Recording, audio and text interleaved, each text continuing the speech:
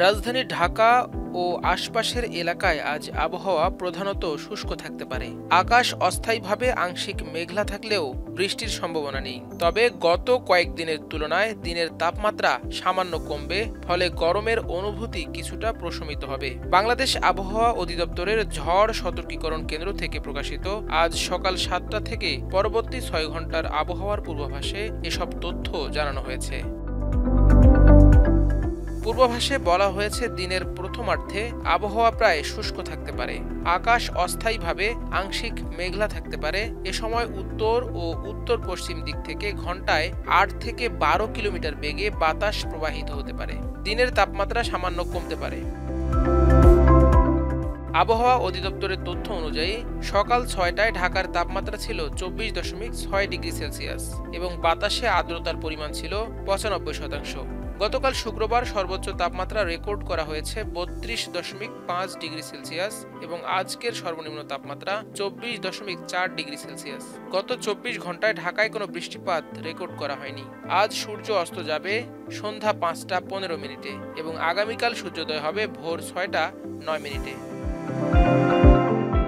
অন্যদিকে গতকাল আবহাওয়া অধিদপ্তর থেকে প্রকাশিত সারা দেশের সম্ভাব্য পূর্বাভাসে জানানো হয়েছে, আজ সারা দেশের আকাশ অস্থায়ীভাবে আংশিক মেঘলা থাকলেও আবহাওয়া শুষ্ক থাকতে পারে।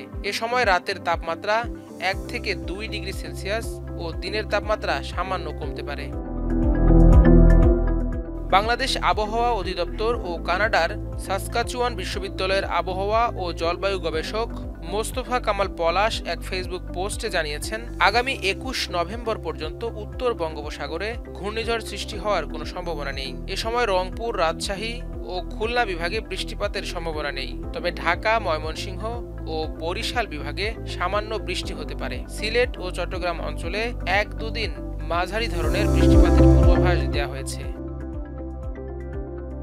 আবহাওয়া অধিদপ্তরের দীর্ঘমেয়াদী পূর্বাভাসে বলা হয়েছে, নভেম্বর মাসে বঙ্গোপসাগরে 2 থেকে 3টি লঘুচাপ সৃষ্টি হতে পারে। এর মধ্যে অন্তত একটি নিম্নচাপ বা ঘূর্ণিঝড়ে রূপ নিতে পারে। এছাড়া দেশের বিভিন্ন এলাকায় স্বাভাবিকের তুলনায় বেশি বৃষ্টিপাতের সম্ভাবনা রয়েছে।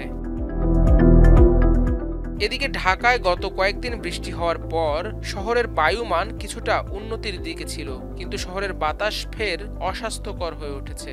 শনিবার সকাল 7:30টার দিকে আন্তর্জাতিক বায়ুমান প্রযুক্তি প্রতিষ্ঠান আইকিউএর তথ্য অনুযায়ী 184 স্কোর নিয়ে বিশ্বের দূষিত শহরের তালিকায় 3য় অবস্থানে রয়েছে রাজধানী ঢাকা। বায়ুমানের এই স্কোর দূষণের দিক থেকে অস্বাস্থ্যকর হিসেবে গণ্য করা হয়। 101 থেকে 300 এর মধ্যে থাকা স্কোরকে খুব অস্বাস্থ্যকর বলা হয়। মাল্টিমিডিয়া ডেস্ক, আমার দেশ।